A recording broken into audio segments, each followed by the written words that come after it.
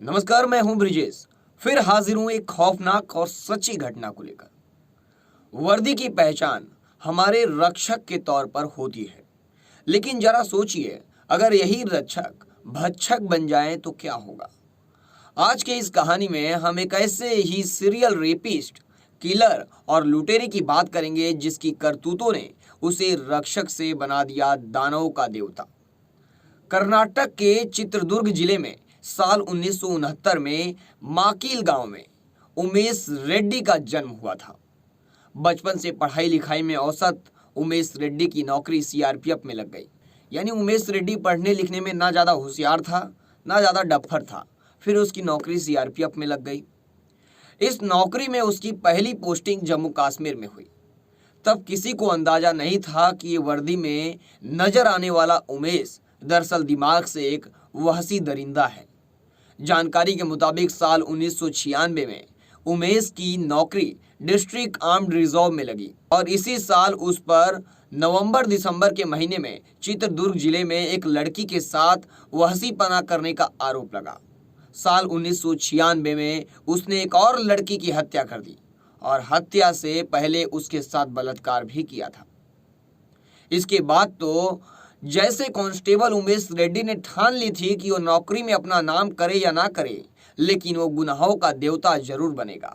साल 2000 आते आते उमेश पर कई अलग अलग जगहों पर रेप, बलात्कार और हत्या और लूट के आरोप लग गए। मैसूर, मुंबई, अहमदाबाद, बड़ौदा और बेंगलुरु में उस पर अलग अलग थानों में केस दर्ज हो गए। इस साल तक उस पर घिनौने अपराधों के 19 मामले दर्ज हो चुके थे तब तक, जबकि 2009 तक उस पर 25 मामले दर्ज हो गए।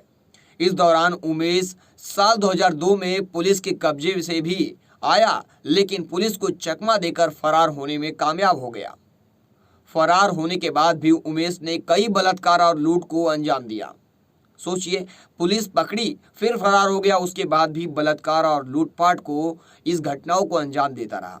जब पुलिस ने दोबारा इस दरिंदों को दबोचा तो उसके करतूतों के पन्ने खुलते ही चले गए। उमेश जिस तरीके से कत्लेआम और दुष्कर्मों को अंजाम देता था, उसे जानकर सभी दंग रह गए। पता चला कि उमेश ज्यादातर उस वक्त महिलाओं पर हमला करता था जब वह घर में अकेली होती थी। वह चाकू के बल पर लड़कियों को अपने कब्जे में ले लेता था। वो उनके हाथ पांव बांध देता था और फिर उनके साथ दुष्कर्म करता था और फिर दुष्कर्म करने के बाद उनकी हत्या कर देता था। इतना ही नहीं, इसके बाद वह घर में डकैती भी करता था।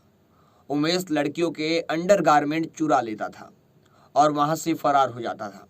जब पुलिस ने उसे पकड़ा तो उसके पास से जो बैग बरामद हुआ उसमें महिलाओं के 10 ब्रा, 10 जोड़े पैंटीज, 6 साड़ी, 2 नाइटी, 8 चुनरी और 4 ब्लाउज बरामद हुए। यह भी पता चला कि उमेश महिलाओं के कपड़े पहनता भी था। सोचिए, जिन महिलाओं का रेप करता था, उसके बाद उनकी हत्या करता था, फिर उन्हीं के घर में लूट करता था, फिर उनके जो अंडरगारमेंट कपड़े होते हैं वो चुरा कर वो पहनता भी था। फिर 18 फरवरी 2009 को अदालत ने उमेश को उसके जघन्य अपराध के लिए मौत की सजा सुना दी। उमेश ने निचली अदालत से लेकर हाई कोर्ट और यहां तक कि सुप्रीम कोर्ट तक गुहार लगाई कि उसकी मौत की सजा को माफ कर दिया जाए, लेकिन सभी अदालतों ने उसकी याचिका को खारिज कर दिया। कर्नाटक हाई कोर्ट ने तो सुनवाई के वक्त उमेश पर कमेंट करते हुए, यानी टिप्पणी करते हुए यहां तक कह दिया कि वो तो दानव है। साल 2012 में उमेश की मां ने राष्ट्रपति के पास भी अपने इकलौते बेटे की सजा पर रहम करने की गुहार लगाई, लेकिन साल 2013 में राष्ट्रपति ने उसकी सजा को टालने से इनकार कर दिया। अब उमेश हिंदालगा में बेलगावी सेंट्रल जेल में बंद अपनी बची हुई सांसें गिन रहा है, क्योंकि कभी भी सजा का वारंट आ सकता है और उसे फांसी के फंदे से लटका दिया जाएगा। इस बीच 2013 में उमेश पर एक कन्नड़ फिल्म भी बनी। उस वक्त फिल्म का नाम था उमेश रेड्डी। उस फिल्म का नाम ही रख दिया गया था उमेश रेड्डी। फिल्म के रिलीज होने के बाद उमेश की 75 वर्षीय मां गौरम्मा ने अदालत में अपील की कि फिल्म से उनके बेटे का नाम हटाया जाए। इसके बाद अदालत ने फिल्म से रेड्डी शब्द हटाने का हुक्म सुनाया। फिर 2 सितंबर 2013 को यह फिल्म दोबारा रिलीज हुई, लेकिन फिल्म का नाम बदलकर खतरनाक रख दिया गया। ये फिल्म एक बार आप जरूर देखना। फिर मिलेंगे एक सच्ची घटना, एक नई स्टोरी, एक नई कहानी के साथ। तब तक के लिए जय हिंद,